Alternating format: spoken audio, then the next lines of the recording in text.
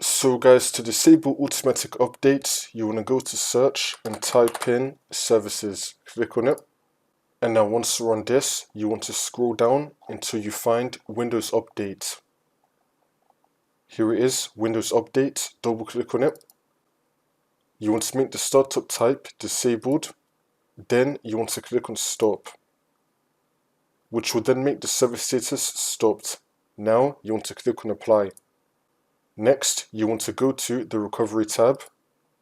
Once we're here, you want to change all of this to take no action. So first failure, take no action. Second failure, take no action.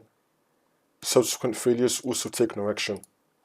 Then you want to click on apply and then click on OK. Now you want to double click on Windows Update again. Just make sure that you have the startup type on disabled and that the service is stopped. Then you want to click on OK. That's how you do it.